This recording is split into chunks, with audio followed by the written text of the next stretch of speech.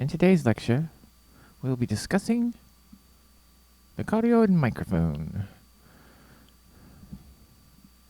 When you speak into a cardioid microphone, it records your voice in stereo. In stereo. Now get out your SM58s.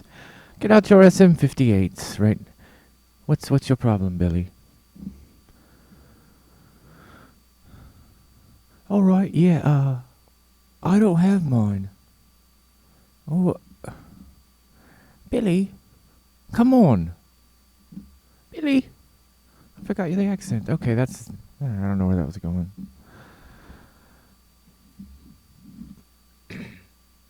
I invented the three-sided album. But Big Record just wouldn't accept it. I made a three-sided album, presented it to the record companies, and they told me that it was impossible. Why?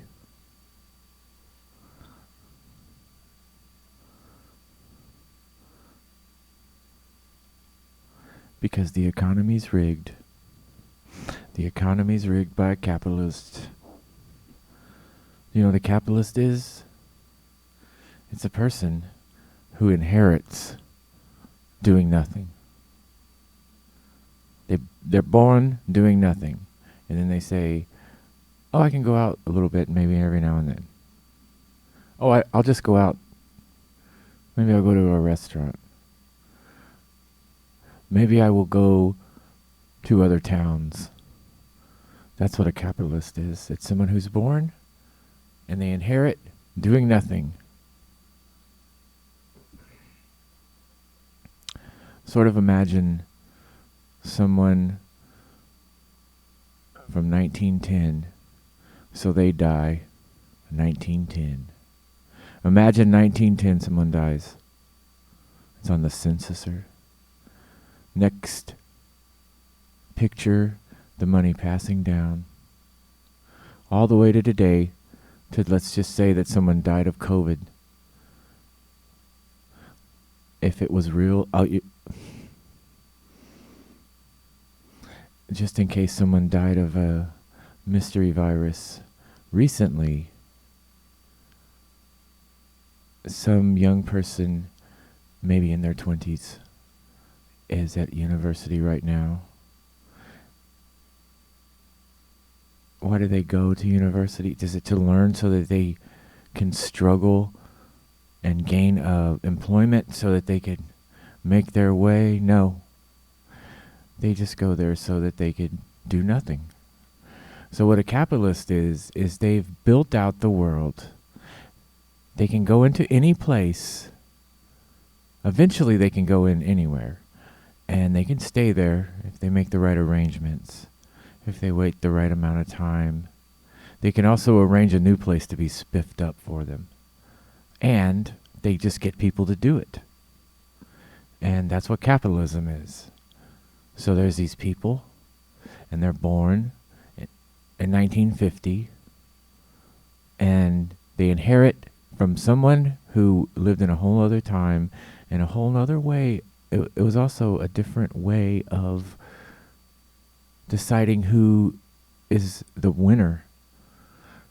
Was completely different.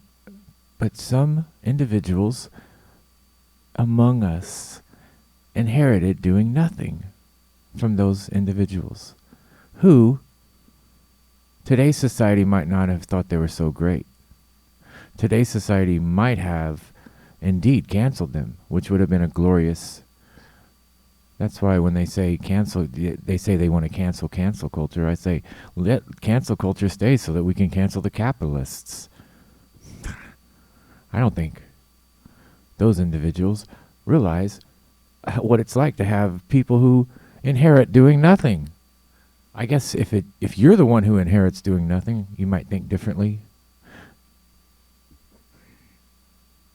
If you inherit doing nothing, you're liable to think that you inherited it righteously. However, you didn't.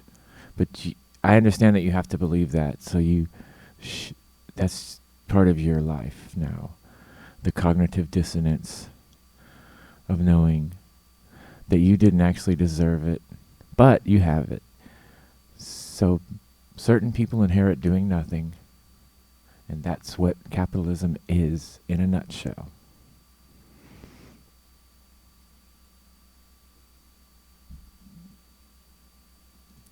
Before I begin this next piece, I need everyone who is very sensitive to the truth to immediately leave and never listen again.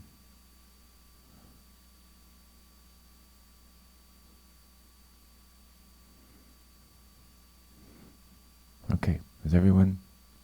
Have we confirmed that everyone? Okay. I'm not sure if that worked, but it was worth trying.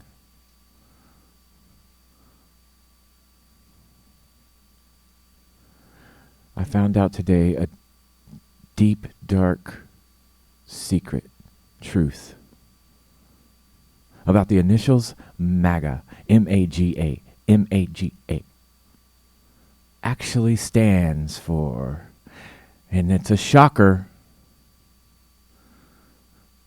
MAGA stands for Make the Antichrist Go Ahead.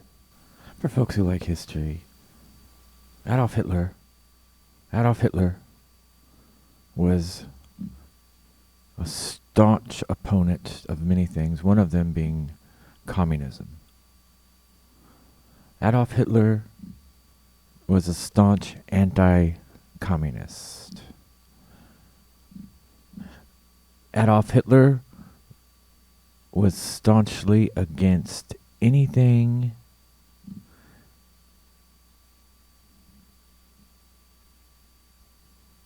that did not conform to a certain narrow standard that was arbitrarily created by a man who shaved his beard in a strange way, which would become the styles. He doesn't seem to have started the trend, but he does seem to have picked it up. The trend, by the way, very few people are not aware of this, but that's why I'm telling you. Because I know everything about everything that there is. And since it's part of that, I'm going to have to edit that part out later. And then I'm going to have to edit out the part where I said I'm going to edit it. Unless 2 edit jokes covers it. Sometimes a few meta jokes will cover it. A meta joke is just a joke about the joke. So saying you're going to edit it is a meta joke. Also, I think heckling might be considered meta. Breaking the fourth wall. Well, what if a comic did stand on stage and, well, they never did it. Here's the scenario. Okay, so here's one. I don't think it's that funny, though. It's the only problem. But suppose a comedian just got on stage and as part of their act, they just started yelling, I have a gun and I'm going to shoot all of you. And by the way, the theater is on fire. But then they don't. It's a dry joke. It's dry. Completely dry. And then they don't say anything else and they just stand there for the rest of the time. Break the fourth wall. Meta. Well, when we use meta humor, we challenge the listener to challenge authority. A big part of what a comic does, and this was handed down from the olden days of the first comic.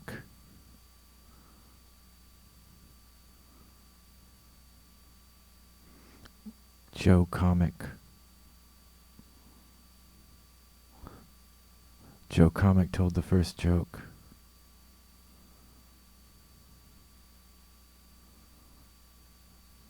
It's not very funny today because it was the first joke. That's why it's not, you probably are not going to think it's funny. But at the time, it went around the world like a viral video.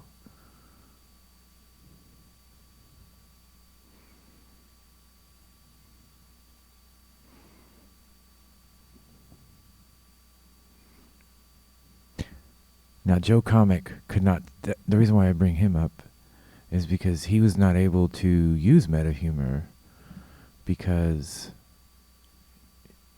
comedy hadn't been invented yet.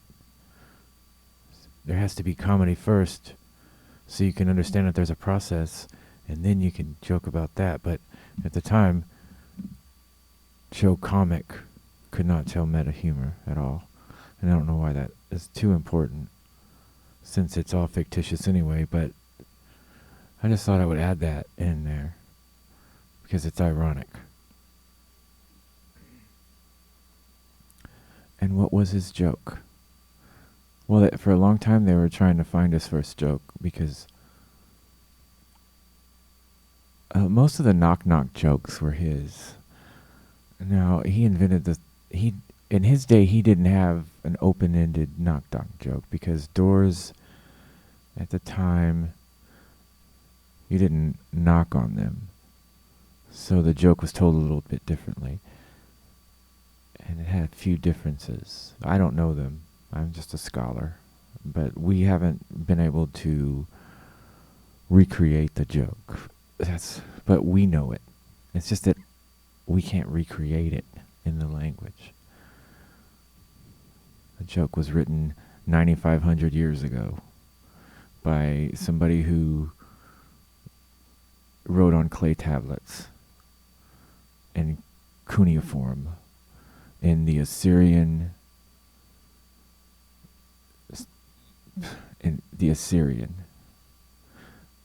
Assyria. All over the place. Joe the Comic telling his first joke. It's just the most simple joke. I'm going to, okay. So even though I don't know the first joke, I'm going to tell you a simulated version based on the form of the first joke ever told. Cracked, and everyone laughed. They didn't even know what laughter was. And a lot of people, actually, a lot of people perished because, unfortunately, because it is a thing that can happen. You can laugh yourself to death. It has happened in history, and Joe the Comic was actually an assassin, we think. That's why they say that you killed. That's why we still carry on that tradition and say, if the audience really thought everything was so funny that they couldn't control themselves, then you killed them. And because Joe the Comic would have killed them. A lot of history goes back 9,500 years. That's why sometimes when I hear fundamentalist Christians talking about the earth being 6,000 years ago, I sort of laugh because I know it's over 9,000 years. I know for sure. I studied the Assyrian. I got the book and I studied the Assyrian.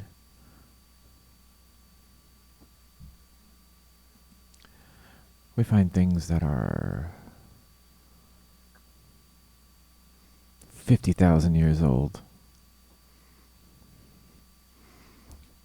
They use advanced science, rigorously tested and peer-reviewed science, to determine the age of a rock or a fossil. Also, some of the fossils are very strange, and nothing like them exists. So when they first found the dates for some of these items and found that they were commonly related, so that the certain type of species or an extinct species, they would find it was, had lived here no later than 50,000 years ago, or let's say it was 50 million years ago. Some of them are 50 million. So when they found out these large numbers, the grifters who scare people to coming in every week, the grifters who call a flock and have them trance out in their minds.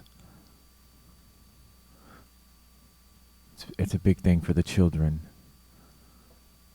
and say that the earth is only 6,000 years old because they added up the numbers of this mythological text, an allegorical mythological text written by individuals who had been dispersed from their homeland and who were trying to put it back together in some way, put some of their culture together. And they developed this mythological narrative that has many layers and textures and sources. And then these people said, that was all came from one source that's invisible. It actually came from one source, and it's all invisible. And, which is true, because I guess the invisible source would be the culture that produced it.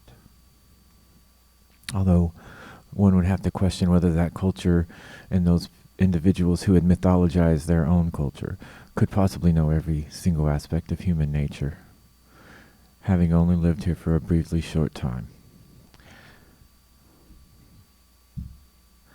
But when they found out that the dinosaurs had been here 50 million years ago, well, they couldn't deal with it. It was the equivalent of Galileo saying the world was round. They had been telling them that the world is flat, and today they had been for a long time saying the world was flat, preaching that God said and the book said, because the collection of texts does often refer to the releasing of the winds from the four corners of the earth. And some flat earthers today use that to say that the earth is flat, and it points to a belief that the biblical authors, at the very least, didn't know the exact nature of the entire earth, which is not unheard of, nor would it be strange for them to have not known that the world was round, if for no other reason that they didn't really have a meaning or a way to put that into meaning, whether it was round or the way we do today.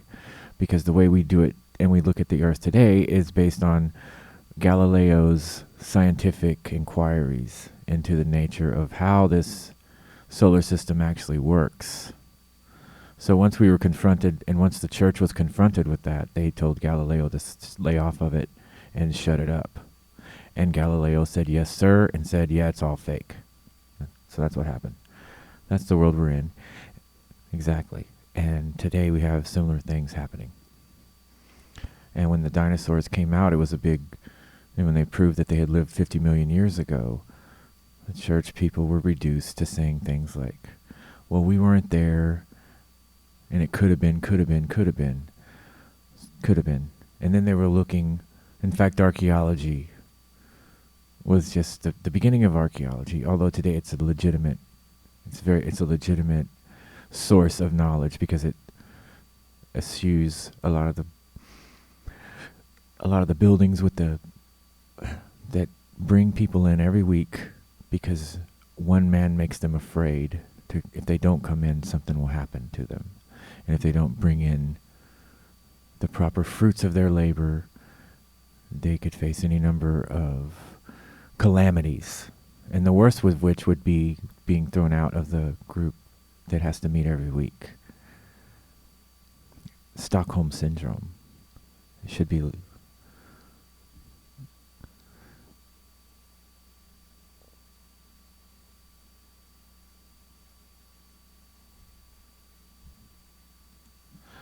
Okay, let's talk about the algorithm. A lot of people don't realize, but the algorithm is based on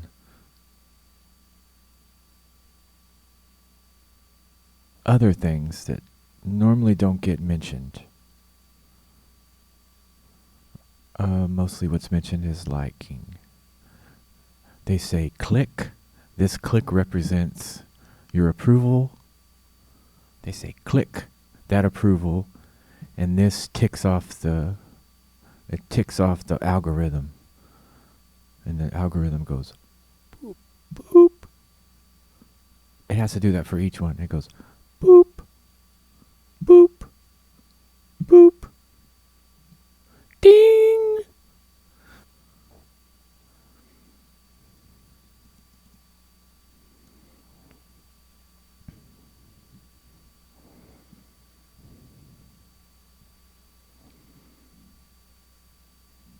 So don't follow suit. That's what the point of this is. Don't follow suit like Galileo. Don't be like a scientist who understands radiocarbon dating and has it peer reviewed and has there be a broad consensus that radiocarbon dating effectively finds the date based on a large statistical set of data that has already either proven it within a certain error margin of error. And that margin of error is very slight, so that we can reasonably determine the age of a rock, which before you couldn't even, you could look at a rock, but you didn't know, you had no receipts on the rock. You couldn't determine. I imagine you're just seeing a rock and you don't even know where. Now you can get a rock and say, hey, you could take it in to the. I take him into the college, right into the college, like to the pavilion, registration, and I take a rock in a box with a self-address. You have to send a self-addressed stamped box with it, and you say, here's my rock. Please tell me the age, and then like next day, overnight shipping. You get the rock back, and they write the date on it. April 1st, 1 million trillion. Some of the rocks are pretty old. They're like 1 billion years old. Some of the rocks are like 1 billion years old. I don't know any. I'm not into that, but they're 1 billion years old.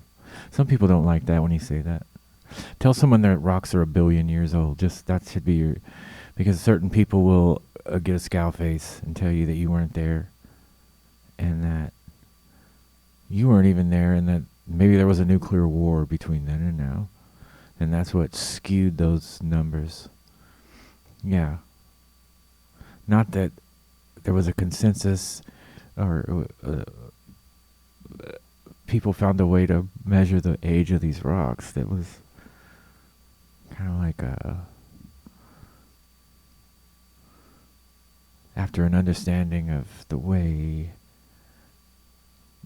the nucleus sort of erodes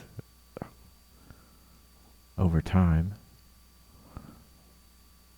the way radioactive material dissipates, it has a half-life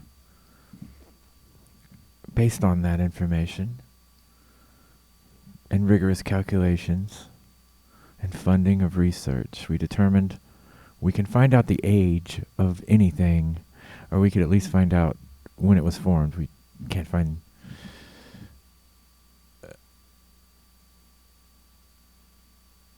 especially living material. Okay, living material, it has certain, I don't know where all of it, but I'm just trying to say that here we are, we have this information, we can find out that the world's 1 billion years old, but some of us want to skim off the top. They just want to skim off the top. So that is my time, and I'm going to have to get out of here now, or they're going to start turning off the lights. So make sure to like and subscribe and press the notification. This has been the Cruel and Unusual Sit-Down Podcast. Please leave your comments down in the comment box. I'm just kidding, we're not going to read them.